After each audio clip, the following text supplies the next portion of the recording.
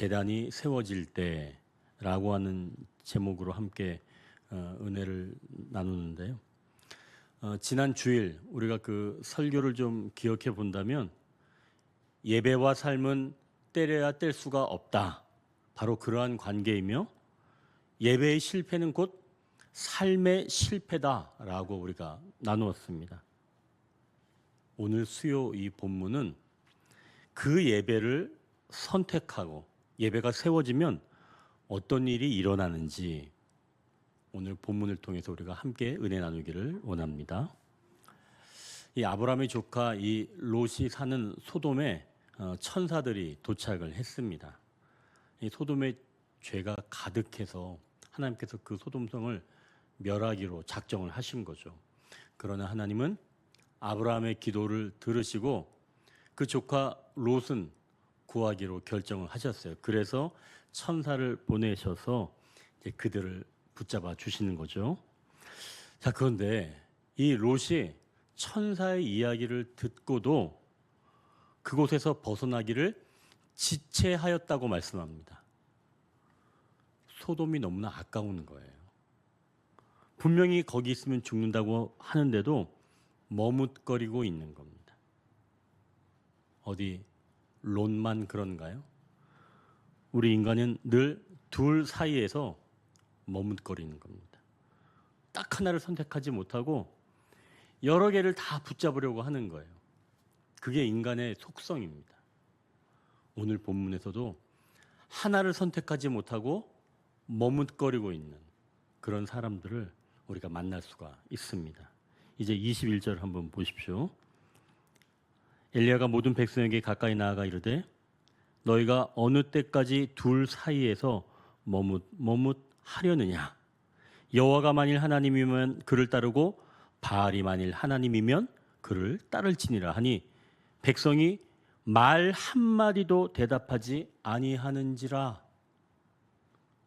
여기 지금 21절에 나오는 머뭇하려느냐 라고 하는 말은 절뚝거리다 라고 하는 말씀이에요.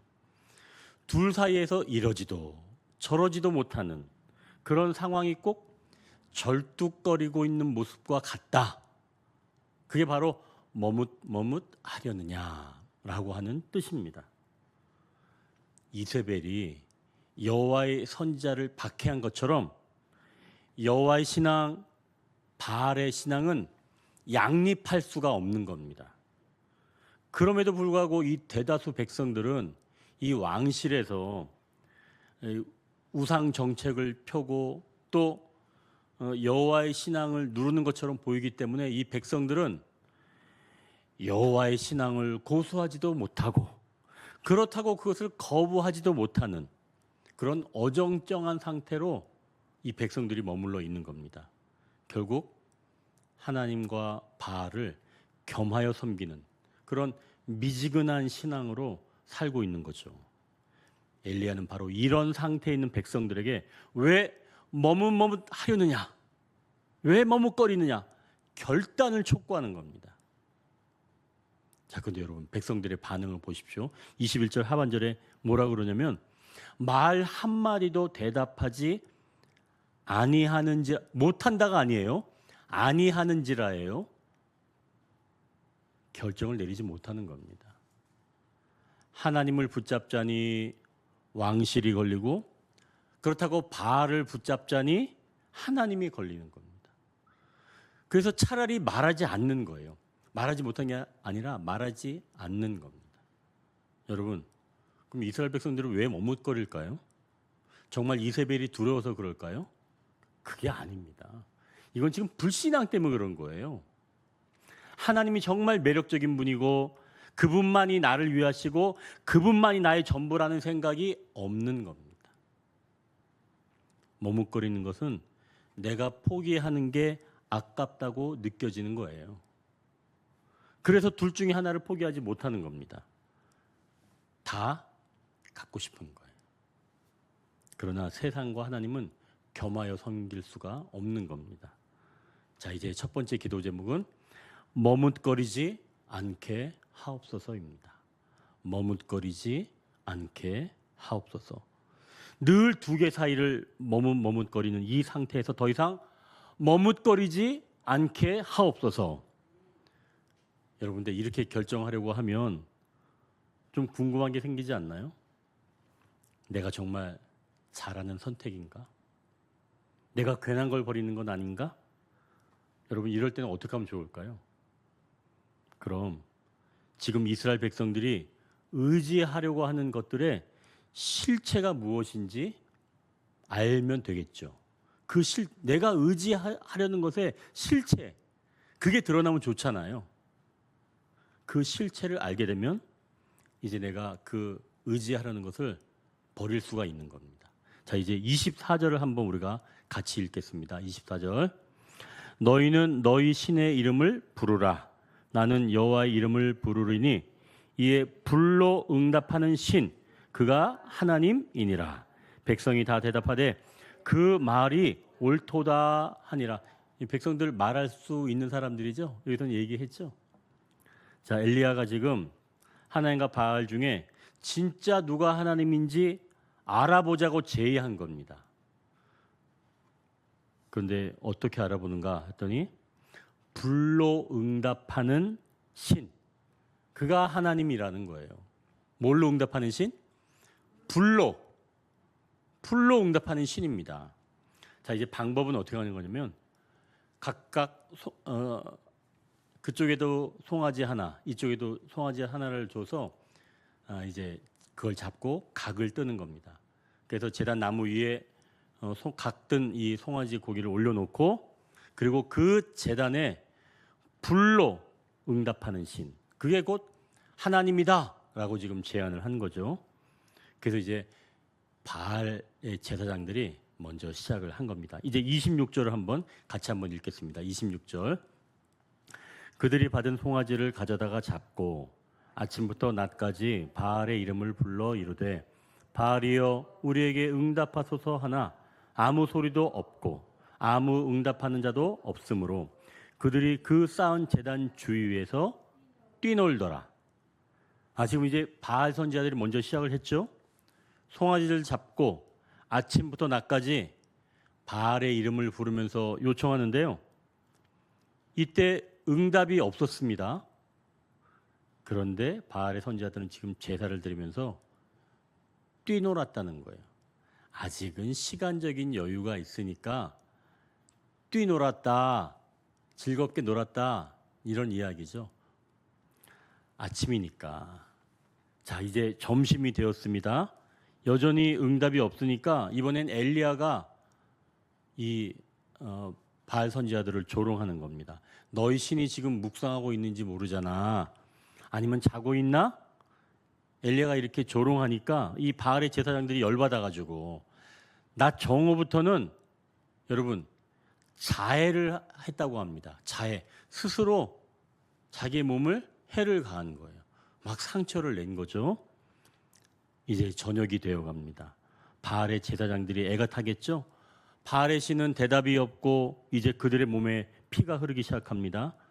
저녁 소재 들을 시간이 다 되어가는데 이제 응답이 없는 거예요. 그래서 지금 이 바알의 이 제사장들 뭐 어떻게 했냐고 보니까 미친 듯이 떠들었다고 이야기를 합니다. 아무리 소리쳐도 응답도 없고 돌아보는 자도 없었던 거예요. 자, 그럼 여기서 여러분 이제 정리 한번 해보십시오. 바알 신을 부르는 이 바알 선지자들, 이 바알 제사장들이 아침에는 바알을 부르면서 뛰놀았다 그러죠. 그리고 점심 때까지 응답이 없자 이들이 자해를 했습니다. 저녁 때까지 미친 듯이 소리를 쳤다는 거예요. 그런데도 아무런 응답이 없었다는 거예요. 바알 신에게는 내가 하는 아무것도 응답이 없다는 걸 이야기하는 겁니다. 자, 그럼 여러분 여기서 왜 이것을 이렇게 기록을 해 두었을까요? 바알은 풍요와 비를 관장하는 신입니다. 그러나 결정적인 위기의 순간 백성들의 생명이 걸린 이 가뭄의 때에 바알은 지금 철저하게 침묵하고 있는 거예요.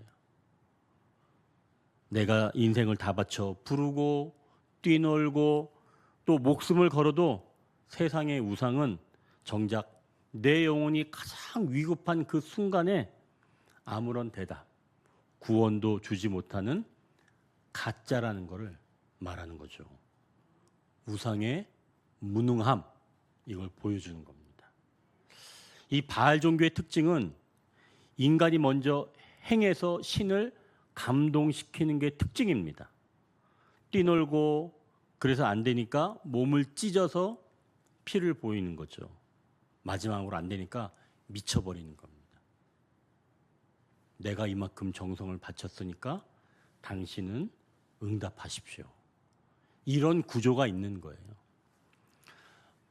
지난주에 이제 우리 새로 오신 그 새가족분이 있잖아요. 그분이 전에 성당을 오래 다니셨다고 합니다. 성당에서는 열심히 해야 된다는 거예요. 여기서 열심도 아니라는 거예요. 열심히 매일 미사를 가고 또 뭔가 잘못한 일이 있으면 고해성사를 해야 됩니다. 그리고 끊임없이 묵주를 돌리면서 선행을 쌓아야 되는 거예요. 선행을 잘 쌓아야 돼요. 결국 이런 지극한 이런 열심, 그 밑바닥에는 인간의 이런 노력, 이런 구원의 행위를 통해서 뭔가 그 자격을 보태려고 하는 공로주의가 밑바닥에 깔려 있는 겁니다. 내가 이만큼 고행하고 또 성사를 행하고 공덕을 쌓아야 비로소 하나님께 상달되고 구원에 이를 수 있다는 그런 계산이 깔려 있는 거죠. 결국 내가 이만큼 바쳐야 신이 움직인다라고 하는 그런 원리가 살짝이라도 담겨 있는 겁니다. 그러나 이건 사실은 바알 제사장들이 자기 몸을 찢어서 정성을 증명하려고 했던 그 바알 선지자들의 그 열심과 본질은 같아 보이는 거죠. 그러나 복음은 내 피를 흘려서 공로를 쌓는 게 아니라 예수께서 우리를 위해 이미 흘리신 그 피를 믿음으로 거저받는 은혜입니다. 그게 바로 복음이에요. 복음은 주님의 그 피공로를 내가 믿음으로 받는 것. 그게 은혜인 거죠. 그러니 내가 열심으로 이루려고 의지하고 하는 이런 것은 정작 내 영혼에 아무런 영향을 미칠 수가 없다는 겁니다. 여러분, 내 열심이 내 영혼에 어떤 영향을 미쳐요? 못 미쳐요. 지금 그걸 이야기하는 거예요. 내가 하는 그런 열심이 내 영혼을 평안하게 할 수가 없다는 거예요. 우리는 열심히 하면 평안해진다고 생각하죠. 여기서 지금 그걸 말하는 겁니다. 그렇게 될 수가 없다는 거예요. 열심히 해보십시오. 내 영혼이 평온한가? 그런 건 없다는 거예요. 그걸 말하는 겁니다. 그러니 여러분, 이 상태에서 지금 내 믿음이 없음이 드러나는 것, 이거는 괜찮은 거예요. 내 믿음 없음이 드러나는 것, 그거는 괜찮다는 겁니다. 어느 남자 성도가 그 아내가 직장에서 이 외도하는 걸 이 뒤늦게 알게 되었습니다. 그래서 아내가 이제 용서를 구하고 남편도 받아주고 싶었는데 아내가 직장에 나가면 다시 불안해진다는 겁니다. 이 생각 같아서는 그냥 아내를 이제 집에서 쉬라, 이제 그만 다니고라고 하고 싶은데 이 가정 형편상 그럴 수도 없고 아내를 그래서 다시 내보내긴 하지만 마음이 진짜 혼란스럽다는 거예요. 그래서 제가 물었죠. 아내분을 믿습니까? 그러니까 못 믿겠다는 거예요. 그래서 제가 말했습니다. 성도님, 아내분은 믿을 수가 없어요. 지금까지 그러는데 어떻게 믿을 수가 있어요? 아내분은 못 믿죠. 그러나 이제 주님을 믿으십시오. 제가 그렇게 말씀을 드렸어요.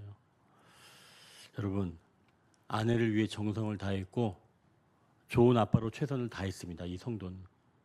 그런 열심히 근데 그 가정을 지켜줬나요? 아니에요. 자기가 열심히 한다고 가정이 지켜지는 게 아니에요. 그래서 지켜지나요? 그렇지 않습니다. 또 상대방의 어떤 의지, 결단 이런 것들이 지켜주나요? 그런 것들로 가정이 지켜지지 않습니다. 하나님께 나아올 때는 이렇게 너덜너덜해진 이런 이 상태를 가지고 그냥 나오는 겁니다. 어떤 상태요? 너덜너덜해진, 갈기갈기 찢긴 이 상태를 가지고 그냥 나오는 거죠. 하나님이 아닌 다른 것을 신뢰한 그 상태를 가지고 나오라는 말씀입니다. 그때 주님께서 모든 부정적인 것들을 다 태워주시는 줄 믿으시길 바랍니다. 그래서 두 번째 기도 제목은 나의 불신앙적인 모습이 드러나게 하옵소서. 나의 불신앙적인 모습이 드러나게 하옵소서입니다. 여러분, 이제 나의 불신앙적인 모습을 가지고 이제 주님 앞에 나아가면 어떻게 되는지 이제 우리가 30절을 같이 한번 읽겠습니다. 30절. 엘리야가 모든 백성을 향하여 이르되 내게로 가까이 오라. 백성이 다 그에게 가까이 가매 그가 무너진 여호와의 제단을 수축하되. 여러분, 여기서 지금 여호와의 제단이 어떤 상태로 있었나요? 무너진 상태로 있었습니다. 제단이 무너진 상태였다는 것은 곧 그동안 예배가 제대로 드려지지 않았다는 거예요. 엘리야는 지금 바로 그걸 세우는 겁니다. 자, 그리고 이제 이 엘리야는 그 이후부터 보니까 돌 12개를 취해서 그 돌로 제단을 쌓았다고 말씀합니다. 이 돌은 돌 12개는 12지파를 의미하는 거죠. 이 12개를 돌을 취해서 제단을 쌓았는데요. 결국 이스라엘 백성들은 지금 남과 북으로 쪼개져 있지만 하나님은 여전히 하나님 안에서는 이 12지파가 하나된 믿음의 공동체, 신앙의 공동체라는 것을 하나님은 보여주시는 거죠. 그러니 여러분, 하나님은 이 12지파 어느 것도 포기하지 않으신다는 겁니다. 예외가 없어요.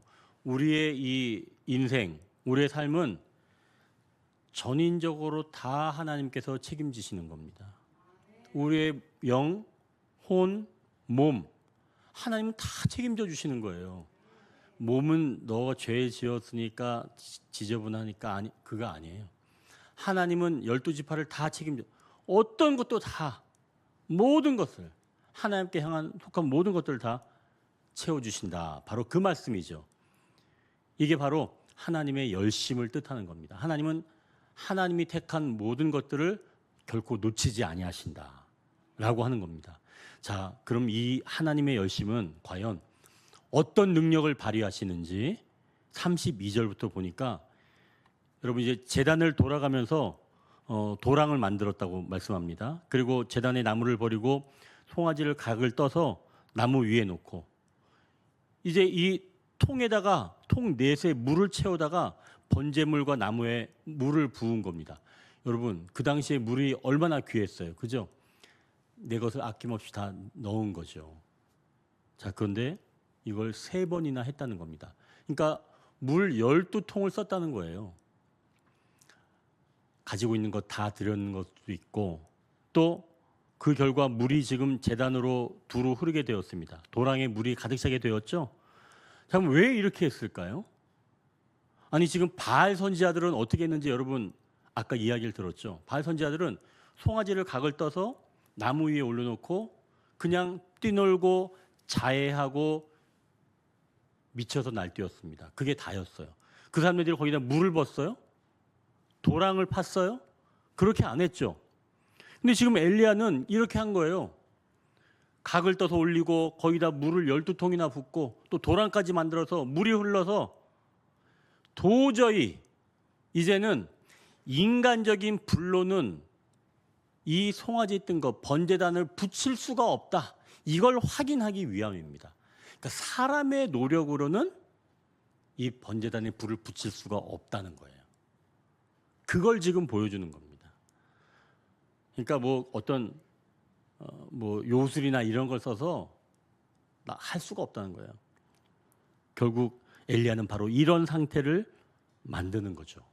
자, 이제 엘리야가 저녁 소재 들을 시간에 제단에 나와서 기도하는데요.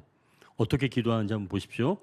하나님이 하나님이신 것을 알게 하옵소서라고 하는 기도하는 겁니다. 여러분, 기도가 내용이 복잡하지 않아요. 하나님이 하나님이신 것을 알게 하옵소서. 여러분 얼마나 간단해요? 지금 이 이스라엘 백성들은 하나님이 하나님이신 것을 모른다는 겁니다. 엘리야가 기도하는 건 이거예요. 하나님, 이들이 하나님이 하나님인 것을 알게 하옵소서. 진정으로 알아야 될 게 바로 이거라는 거예요.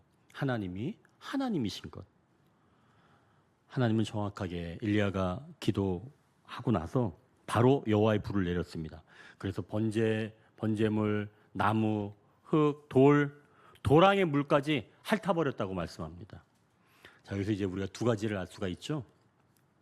하나님 앞에 어떤 상태로 나아오든 간에 하나님은 완전히 젖어 있는 그 상태, 이 땅에서는 그 어떤 것으로도 다시 불태울 수 없는 그 상태라고 하더라도 하나님께 나온다면 하나님은 그 모든 부정적인 것들을 다 태우시고 우리 삶을 받아주십니다.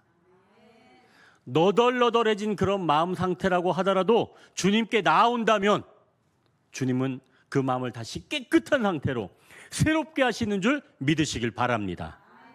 그러나 여러분, 어떤 상태라도 그 상태를 가지고 주님께 나아오십시오. 제발 좀 나오기만이라도 하면 좋겠어요. 그러면 되는 거예요. 여러분, 그리고 또 하나가 있습니다. 하나님은 무너진 제단을 세울 한 사람을 찾으십니다. 예배가 멈춰진 그곳에 나와서 다시 예배를 세우는 바로 그 한 사람을 하나님은 찾으신다고 말씀합니다. 여러분, 많은 사람이 예배 드리는 게 중요한 것 같죠? 우리는 뭐 꽉꽉 차고 막 그러는 게 다 좋은 것 같잖아요. 하나님은 아니라는 거예요.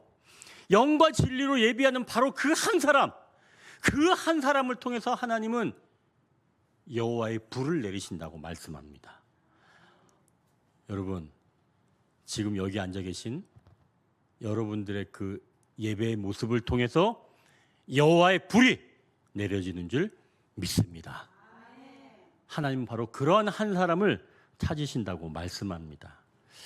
아까 잠깐 말씀드렸던 그 남자 성도가 저와 대화를 나누면서 제가 아내를 믿지 말고 이제 그 주님을 신뢰하라고 말씀을 드렸다 그랬잖아요. 그리고 와서 제가 이제 첫 번째 기도 제목을 물어봤어요. 성도님, 어떤 기도 제목이 있나요? 지금 딱 떠오르는 기도 제목을 하나 좀 말씀해 보십시오. 라고 했더니 밤에 좀 잠을 자고 싶다는 겁니다. 잠을 못 자겠대요. 너무 생각이 나서. 그리고 약을 먹어도 잠을 못 자겠다는 겁니다. 그런데 심한 건 낮에도 졸립지 않다는 거예요. 그 상태가 됐다는 거예요. 그래서 그분이 첫 번째 이야기했던 기도 제목이 저 저녁에 자고 싶어요. 푹 자고 싶어요. 그 기도 제목이었습니다. 그래서 같이 기도했죠. 그리고 와서 그 다음 날인데요. 그분이 너무나 밝은 목소리로 약간 흥분한 그런 목소리로 저 어제 너무 잘 잤어요. 이렇게 자본 적이 없는데 저 너무 잘 잤어요. 하나님, 목사님이 기도해 주시고 난 다음에 이런 일이 일어난 것 같아요. 우리 하나님은 그런 하나님이에요. 제가 말씀드렸죠. 그랬더니 그분이 이제 비로소 이제 기도 제목 그것들을 내놓기 시작하셨습니다. 여러분, 인간적인 방법으로는 할 수가 없어요. 그 완전히 너덜너덜해진 그 마음 상태를 인간인 언어로 위로가 되겠어요? 안 되죠. 그러나 그러한 상태라도 하나님께 나온다면 하나님은 하나하나 그리고 온전하게 치유해 가시는 줄 믿습니다. 바로 그겁니다. 인간적인 방법으로는 불을 붙일 수가 없는데 하늘에서 성령의 불이 내려서 그 성도의 심령에 불이 붙게 하는 줄 믿습니다. 사람으로는 못하지만 말이죠. 여러분, 그러니 완전히 찢어진 마음이 있을지라도 그 마음을 가지고 나오십시오. 주님은 싸매어 주시고 붙여 주시고 온전하게 해 주셔서 다시 새롭게 살게 하시는 줄 믿으시길 바랍니다. 이제 세 번째 기도 제목은 내 인생에 불이 붙기를 원합니다. 내 인생에 불이 붙기를 원합니다. 이제 우리가 하나님께서 기뻐하시는 예배자를 통하여서 오늘 우리의 인생에 불이 붙게 하여 주옵소서. 이제 이 뜨거운 기도 제목을 가지고 우리가 찬양한 후에 함께 기도하기를 원합니다.